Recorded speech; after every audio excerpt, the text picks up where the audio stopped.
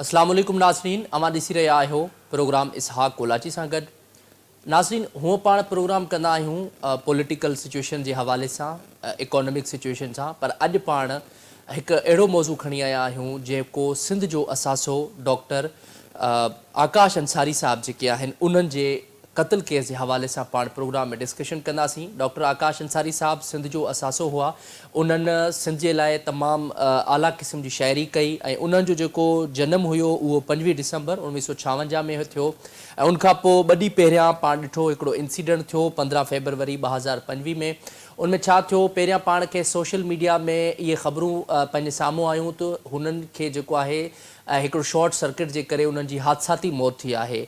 पोइ हादसाती मौत खां पोइ जॾहिं सोशल मीडिया ते इहा ॻाल्हि हाईलाइट थी वई, हाईलाइट खां पोइ ज़ाहिर आहे सोशल मीडिया ते जेके माण्हू हुआ उन्हनि मुतालबो कयो त हिकिड़ी इन्वेस्टिगेशन थियणु घुरिजे, इहो हादसो हादसाती न आहे बल्कि इहो थी सघे थो मर्डर हुजे। उन हवाले सां पुलिस इन्वेस्टिगेशन कई। इन्वेस्टिगेशन खां पोइ अॼु पाण ॾिठोसीं SSP साहब जेके आहिनि फ़ारूक लंजार साहब, उन्हनि प्रेस कॉन्फ्रेंस कई। उन्हनि में इहो मौक़िफ़ साम्हूं ॾिनो आहे त जेको डॉक्टर साहब जो क़त्ल आहे उहो हिकिड़ो हादसाती न बल्कि उन खे संदसि पुटी मुलविस आहे। उन में जेको उन्हनि पंहिंजी हंज में पालियो हुयो, उन्हनि जो सॻो पुटु न हुयो, पंहिंजी हंज में पालियो, पर उहो जेको पुटु आहे उहो उन में मुलविस आहे जंहिंजो लतीफ़ आकाश नालो ॿुधायो पियो वञे। ऐं उनखां अलावा इहो बि मालूम थियो आहे त जवाबदार जेको आहे उनजो चवणु आहे संदसि पीउ जो रवैयो उन सां दुरुस्त न हो, जंहिंजे करे को पर्सनल मसइलो हुयो। उनखां पहिरियां बि पाण ॾिठोसीं जेके डॉक्टर साहब जूं वीडियोज़ बि पंहिंजे साम्हूं वायरल थियनि पियूं।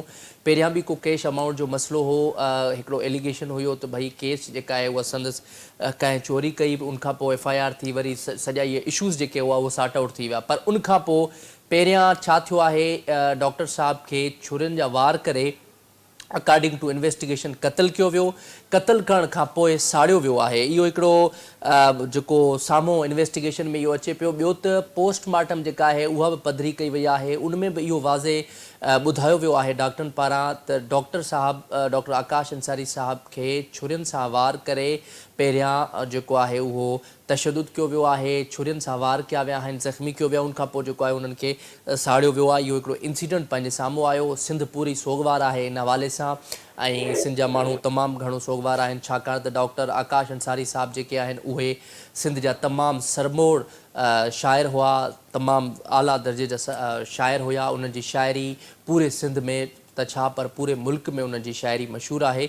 ऐं उन्हनि जो हिकिड़ो इंसिडेंट थियो ऐं उनखां पोइ पाण मालूम कंदासीं त पाण इन हवाले सां पुलिस इन्वेस्टिगेशन जो बि कंहिं पुलिस ऑफिसर सां बि पाण राब्तो कयूं ऐं उनखां पहिरियां पाण मालूम कंदासीं। असां गॾु ब्यूरो चीफ हैदराबाद ज़फ़र हकड़ो साहब पाण खे प्रोग्राम में जॉइन कयो आहे। पहिरियां त पाण तफ़सील मालूम कंदासीं त हीउ हादसो कीअं पेश आयो।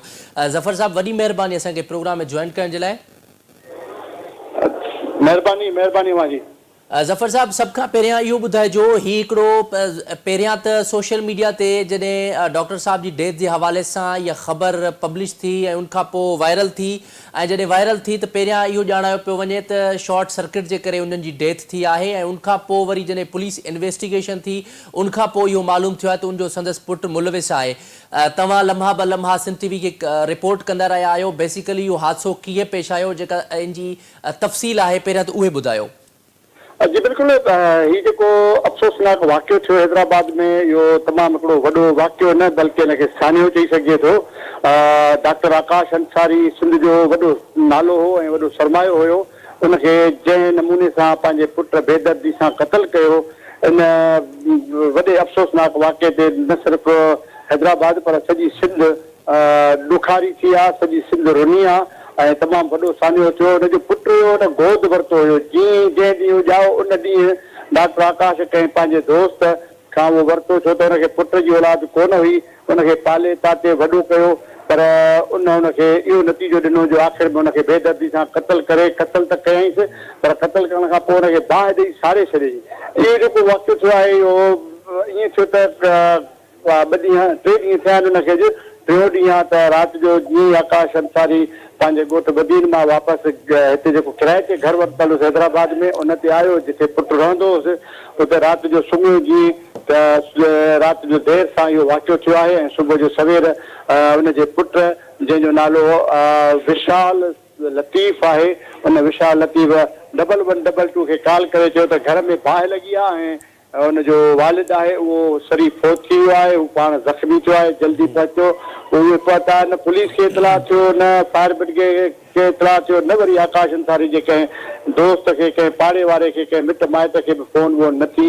ऐं उन 1122 जे थ्रू मोबाइल ते खणी उनखे एम्बुलेंस में अस्पताल पहुचायो। अस्पताल मां फौरी तौर ते हुन मेडिकल फोतगी जो सर्टिफिकेट वरितो, फोती सर्टिफिकेट वठी हुनखे बदीन रवानो करे छॾियो ऐं पाण सां खणी हुन में एम्बुलेंस में ॻोठ हलाया। न को पोस्टमार्टम थियो, न कंहिंखे ॿुधाई। जॾहिं इहा ख़बर बाहि जीअं पखिड़िजी वई सॼी सिंध में, सोशल मीडिया ते, टीवी चैनलनि में हली, त माण्हुनि विज़िट कयो, माण्हुनि सोशल मीडिया ते ऐं इलेक्ट्रॉनिक मीडिया ते इहो चयो त हिनजो पोस्टमार्टम थियणु घुरिजे, हिनजी केस जी जांच थियणु घुरिजे। त पोइ हुनखे हैदराबाद जे भिटाई नगर थाणे जो SHO आहे उन जे पासो फोन करे उन्हनि खे वापसि घुराए ऐं उनखे पोस्टमार्टम करायो। पोस्टमार्टम खां पोइ जेका रिपोर्ट आई हुन में इहो क्लियर अची वियो त हुनखे जो पासो जो धकनि जा निशान हुआ, तशदुद थियल हुयो ऐं हुनखे धकनि जा न पर हुनखे घाव हुया। पोइ हुन खां बाद में इन्वेस्टिगेशन थी ऐं जीअं हुनजी तदफ़ीन थी त तदफ़ीन खां पोइ हैदराबाद पुलिस हुनखे Badin police J care of गिरफ़्तार करायो। पोइ उनखे हैदराबाद खणी आया, इन्वेस्टिगेट थियो, 2 ॾींहं इन्वेस्टिगेशन में लॻो। अॼु थोरी देरि अॻु में SSP Hyderabad doctor Farrukh Lanjar press conference करे इहो ॿुधायो त जो पासो हुन में क़त्ल जे में मुलविस हुयो हुनजो पुटु ई ऐं जंहिंखां पोइ बेदर्दी सां क़त्ल कयईं ऐं हुन में अकेलो जवाबदार आहे, ॿियो केरु बि हुन सां गॾु कोन्हे, को साथी बि कोन्हेसि ऐं को सहूलियतकार बि कोन्हेसि। हुन पाण क़त्ल कयो आहे, क़त्ल खां पोइ साड़ियो अथसि। ऐं ॿियूं जेके हुन वटि जेका शयूं हुयूं जंहिंसां हुनखे क़त्ल कयो आहे, जेके औज़ार हुआ, उहे औज़ार कुझु ॿियूं जेके साबितियूं हुयूं उहे हिकिड़ी छापर में विझी उन जे घर जे भरिसां हिकिड़ी ॿाहिरि डस्टबिन पियल हुई, उन में फिटी करे हुनखे ॿाहिरि ॾेई साड़े छॾियो। उन हवाले सां अॼु जो पासो हिन वक़्तु हुनजा जेके वारिस आहिनि डॉक्टर आकाश जा ऐं हुनजा दोस्त आहिनि अदीब दानेश्वर, उहे हिन वक़्तु हैदराबाद में पहुता आहिनि ऐं थोरी देरि में हुनजी FIR बि थींदी ऐं उन ई मामले ते सॼो जेको ही किसो आहे डॉक्टर आकाश जो तमामु अफ़सोसनाक वाक़ियो, उन में हिनजो जेको ही पुटु आहे उन पुट। अच्छा ज़फ़र, पहिरियां इहो मालूम थिए पियो त ड्राइवर जी गिरफ़्तारी थी, उनमें जेका ज़ाहिर आहे पुलिस इन्वेस्टिगेशन कई, उनमें ड्राइवर कहिड़ा इंकशाफ़ कया ऐं उनखां अलावा असांखे इहो बि ॿुधाइजो FIR हिन टाइम ताईं थी आहे या अञा FIR न थी आहे? छा वारिस FIR लाइ पहुता आहिनि? केरु FIR कराइण लाइ पहुतो आहे? छाकाणि त उन्हनि जी जेके फैमिली में उन्हनि जो हिन वक़्त ताईं को मौक़िफ़ साम्हूं न अची सघियो आहे।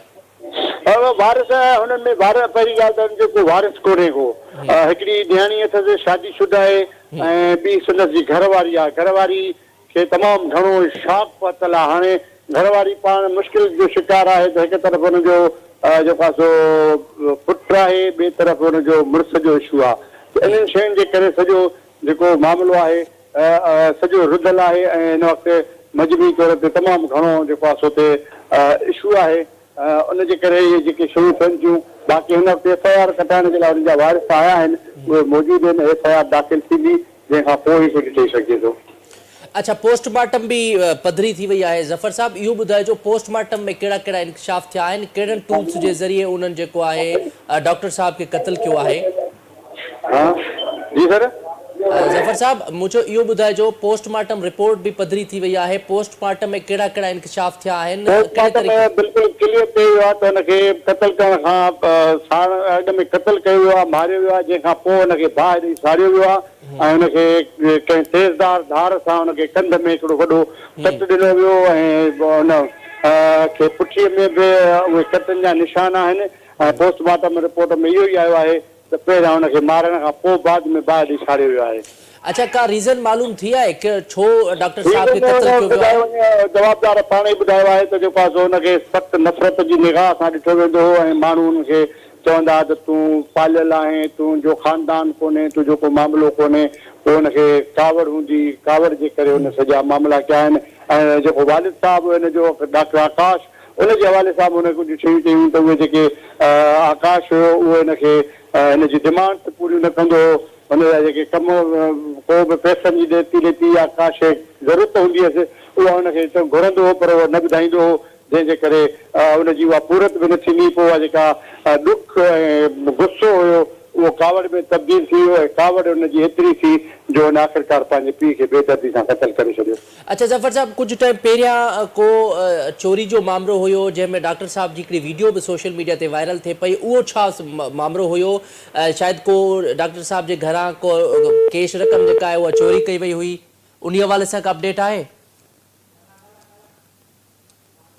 नाज़रीन, राब्तो असांजो मुनक़ता थी वियो आहे। पाण कोशिशि कंदासूं त अञा वधीक इन हवाले सां अपडेट्स मालूम कयूं, छाकाणि त डॉक्टर साहब जो जेको क़त्ल आहे उहो इंतिहाई अफ़सोसनाक आहे, छाकाणि त संदसि पुटी बेदर्दी सां जेको आहे क़त्ल कयो आहे। ऐं इहो ज़ाहिर आहे हिकु मुहज़्ज़म माशरे में जॾहिं अहिड़े क़िस्म जा वाक़िया थींदा आहिनि त ज़ाहिर आहे उन में अफ़सोस तमामु घणो थिए थो, बीइंग अ ह्यूमन बीइंग, छाकाणि त हीउ हिकिड़ो अहिड़ो हादसो आहे, हिकु एॾो वॾो नालो पूरी सिंध लेवल ते जंहिंजो नालो हुजे, उनखां अलावा उनजी शाइरी जेका आहे उहा पूरे सिंध ताईं फेमस हुजे, पूरे सिंध में उन्हनि पंहिंजो रोल अदा कयो हुजे ऐं हिकु सिंध परस्ती वारो रोल अदा कयो हुजे। ऐं अहिड़े क़िस्म जी शाइरी, हिन दिलि करण थे चाहिया तोसां हज़ार जहिड़ा, पर दिलि वियो वरी चयो ईअं तोसां हिसाब कहिड़ा, अहिड़ियूं शाइरियूं जेके हुयूं उन्हनि जूं अॼु बि सोशल मीडिया ते जेके आहिनि वायरल आहिनि, गर्दिश कनि पियूं डॉक्टर साहब जूं। ऐं डॉक्टर साहब जूं जेके क्लिप्स आहिनि उहे बि वायरल थियनि पियूं, उनखां अलावा डॉक्टर साहब जूं जेके स्पीचिस आहिनि उहे बि वायरल थियनि पियूं, छाकाणि त डॉक्टर साहब जेको हादसो आहे इहो हादसो त न आहे बल्कि हिकिड़ो मर्डर आहे। पर पोइ बि उन हवाले सां जेकॾहिं पाण ॾिसूं त हीउ हिकिड़ो तमामु घणो अफ़सोसनाक वाक़ियो आहे। हिकु दफ़ो ॿीहर पंहिंजो राब्तो ज़फ़र हकड़ो साहब सां बहाल थी वियो आहे। ज़फ़र साहब, हिकु दफ़ो ॿीहर भलीकार। ज़फ़र साहब, इहो असांखे ॿुधाइजो, हीउ जेको पहिरियां कुझु ॾींहं पहिरियां जेका वीडियो वायरल थी आहे सोशल मीडिया ते, हींअर वीडियो उहा वायरल थी आहे, डॉक्टर साहब जे घरां का चोरी थी आहे, उन में शायदि को उन्हनि जो पंहिंजो साॻियो पुटी चोरी में इन्वॉल्व हुयो, शायदि उन ते का FIR बि थी हुई, उन हवाले सां अपडेट्स छा आहिनि तव्हांजा? नाज़रीन, हिकु दफ़ो ॿीहर असांजो राब्तो जेको आहे उहो मुनक़ता थी वियो आहे। पाण कोशिशि कंदासूं, छाकाणि त पाण ॻाल्हि ॿोल्हि करे रहिया हुआसीं त हीउ जेको डॉक्टर साहब जो इशू आहे उहो तमामु अहम आहे, छाकाणि त हिकिड़ो अफ़सोसनाक हादसो आहे। डॉक्टर आकाश अंसारी साहब जी जेके परस्तार आहिनि उहे पूरे सिंध जा परस्तार आहिनि, सोशल मीडिया ते पूरी सिंध सोगवार आहे। ऐं उन्हनि जे क़त्ल में जेको आहे पंहिंजो पुटी मुलविस आहे, जेको बेदर्दी सां उन्हनि खे क़त्ल कयो आहे। पहिरियां उन तेज़धार औज़ार सां क़त्ल कयो, उनखां पोइ वरी जेको आहे उनखे साड़ियो वियो। इहो हिकिड़ो अफ़सोसनाक आहे, छाकाणि त डॉक्टर आकाश अंसारी साहब जहिड़ा माण्हू जेके आहिनि उहे हिन सिंध में तमामु घणो पंहिंजो किरदारु अदा कनि था। ऐं उन हवाले सां उन्हनि जो हिकिड़ो अहिड़ो बेदर्दी सां वाक़ियो थियणु, अहिड़ो बेदर्दी सां हिकिड़ो सान्यो थियणु, इहो हिकिड़ो ज़ाहिर पूरे सिंध जे लाइ अफ़सोसनाक आहे। सो पाण नाज़रीन ॻाल्हि ॿोल्हि जारी रखी आहे। हिते वठूं था शॉर्ट ब्रेक, स्टे विथ अस।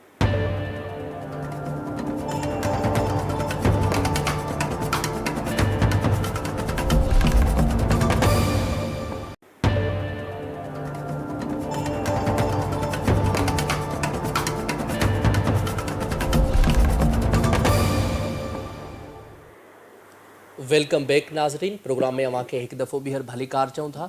नाज़रीन, पाण ॻाल्हि ॿोल्हि करे रहिया हुआसीं डॉक्टर अंसारी साहब जे केस जे हवाले सां, डॉक्टर आकाश अंसारी साहब जो जेको मर्डर थियो आहे उन हवाले सां हाणे असां राब्तो कयो आहे SSP हैदराबाद फ़ारूक अली लंजार साहब सां। इन हवाले सां पाण उन सां डिटेल्स वठंदासीं। फ़ारूक साहब, वॾी महिरबानी असांखे प्रोग्राम में टाइम ॾियण जे लाइ। Thank you very much.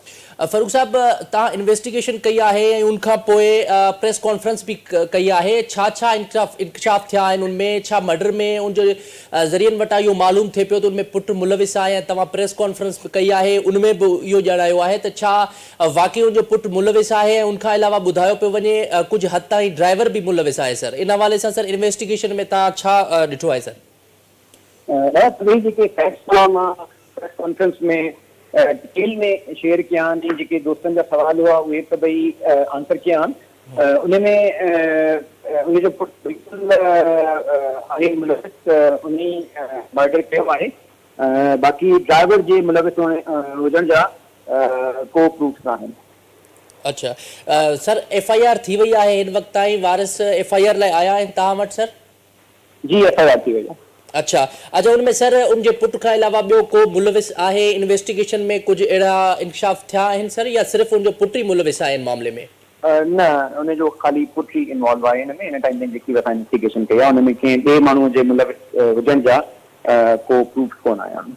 अच्छा ऐं सर हाणे FIR थी वई आहे FIR जेका आहे वारसनि जी ॿुधैयत में यकीनन थी वई हूंदी छा हाणे प्रोसीजर तव्हां छा था सम्झो छा हाणे जेको जवाबदार आहे उन में छा ॼाणायो आहे त छो उन मर्डर कयो आख़िर ही क्राइम छो कयो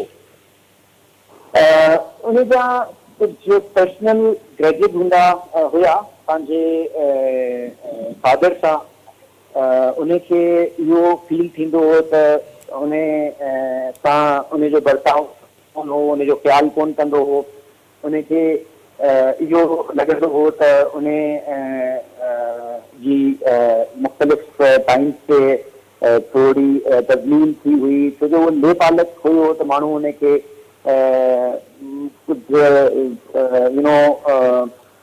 इन पास सां ताना ॾींदा हुआ त उहे over the period of time grudges उनजे दिलि में हुया ऐं तव्हांजे नॉलेज में हूंदो त पहिरियां बि हिकिड़ो थियो हो इंसिडेंट जंहिंमें डॉक्टर साहब FIR कराई हुई फ्रॉड जी उनजे ख़िलाफ़ उहो मसइलो उनजो सेटल थी वियो पाण में पर इहो हिस्ट्री हुई उन्हनि जी न उनखे काफ़ी ग्रीवेंस हुआ ऐं उन ग्रजेस जे करे उन मौक़ो जॾहिं मिलियो उनखे त उन मर्डर करे छॾियो अच्छा फारूक साहब डॉक्टर साहब पहिरें का कंप्लेन कई हुजे पुलिस डिपार्टमेंट खे या पहिरें उन पंहिंजी सिक्योरिटी जे लाइ कंसर्न्स जे लाइ कुझु तव्हां सां को मशवरो कयो हुजे या पुलिस महकमे सां कयो हुजे या उनखे पहिरियां कुझु थ्रेट्स हुया मर्डर जे हवाले सां या ही हिकिड़ो रेंडमली हिकिड़ो हादसो थियो न सिक्योरिटी जे हवाले सां त को उनखे अहिड़ो फियर कोन हुयो बाक़ी इहो ज़रूरु हो त उनखे इहा शिकायत उन कई हुई त हिन फ्रॉड कयो आहे मुंहिंजा पैसा खाई वियो आहे बग़ैर इजाज़त जे ATM यूज़ कयो चई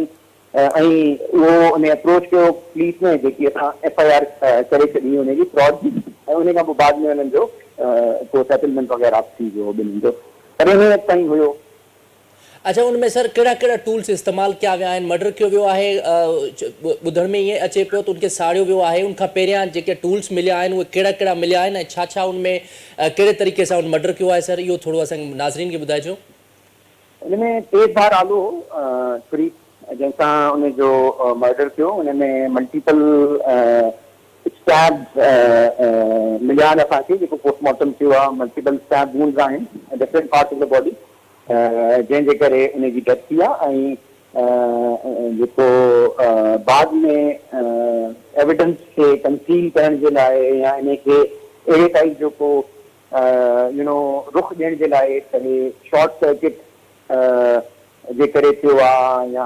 हादसाती थियो आहे इन जे करे as an after thought in को बॉडी खे बर्न कयो ठीकु आहे अच्छा इनमें इनजो इहो मतिलबु आहे सर इनमें सिर्फ़ु उहो पुट ई इन्वॉल्व आहे उनखां अलावा जेको ड्राइवर जो जेको ज़रिए वटां मालूम थिए पियो या मीडिया में ट्रोलिंग थिए पई इट मीन्स ड्राइवर उनमें मुलविस न आहे according to your investigation sir न आहे इन में खोड़ घणी ॻाल्हियूं मीडिया ते हलनि थियूं गर्दिश कनि थियूं उन ॾींहं खां वठी करे त तीअं इहा ॻाल्हि पई हले त शॉर्ट सर्किट आहे वरी और खोड़ सारी ॿियूं ॻाल्हियूं हलनि थियूं पर असां हर एंगल खे बारीक बीनी सां ॾिठो आहे ऐं जेके फैक्ट्स आहिनि उहे अॼु असां साम्हूं रखिया मीडिया ते ठीकु आहे वॾी महिरबानी फ़ारूक लंजार साहब असांखे प्रोग्राम में टाइम ॾियण जे लाइ नाज़रीन पाण ॻाल्हि ॿोल कईसीं इन हवाले सां ही जेको डॉक्टर जो मर्डर आहे उहो ज़ाहिर आहे सिंध में तमामु घणो ॾुखाईंदड़ ख़बर आहे ऐं उनखां अलावा डॉक्टर साहब जी जेकी शाइरी आहे या उन्हनि जी जेका पर्सनैलिटी आहे पूरे सिंध खे सोगवार कयो आहे डॉक्टर आकाश अंसारी साहब जेके आहिनि उहे हिकु सिंध जे लाइ हिकु असासा हुआ छाकाणि त उन्हनि शाइरी जेका कई आहे उहा तमामु हिकिड़ी आला क़िस्म जी शाइरी कई राइटर हुया किताबूं लिखियूं उन्हनि ऐं सिंध जे हवाले सां उहो तमामु घणो पंहिंजो रोल अदा कंदा रहिया मुख़्तलिफ़ वक़्तनि ते पाण ॾिठोसीं उन्हनि जी डेथ खां पोइ पूरी सिंध सोगवार आहे सोशल मीडिया खां पोइ जेके उते जनाज़े में तदफ़ीन लाइ जेके अचनि पिया इहो ज़ाहिर आहे हिकिड़ो वरी उनखां पोइ उज़र ख़्वाही लाइ अचनि पिया इहो हिकिड़ो ज़ाहिर आहे हिकिड़ो तमामु अहम माण्हू हुयो ऐं अहम शख़्सियत हुयो डॉक्टर आकाश अंसारी साहब जेके आहिनि उहे तमामु घणी सिंध जे लाइ उन्हनि नालो कमायो पूरी सिंध में उन्हनि पंहिंजो नालो ठाहियो ऐं उनजी शाइरी जेका आहे पूरे सिंध में लिखी ॻाई वञे थी ऐं उनखां अलावा उन्हनि जो तमामु घणो रोल हुयो सो उन हवाले सां पाण डिस्कशन कईसीं मालूम कयोसीं SSP साहब जी इन्वेस्टिगेशन बि पाण मालूम कईसीं त हीउ जेको डॉक्टर आकाश अंसारी साहब जो जेको मर्डर केस आहे उन में संदसि उनजो पुटु मुलविस आहे ऐं उनखां पोइ जेको सोशल मीडिया ते अहिड़े क़िस्म जूं ख़बरूं हलनि पियूं त को ड्राइवर जे हवाले सां पाण SSP साहब जी ॻाल्हि ॿोल ॿुधी ड्राइवर उन में मुलविस न आहे उन में संदसि पुटु ई मुलविस आहे। सो नाज़रीन प्रोग्राम जो जेको वक़्तु आहे उहो पंहिंजी पुॼाणी थो पहुचे। मूंखे ॾींदा इजाज़त। अल्लाह निगहबान।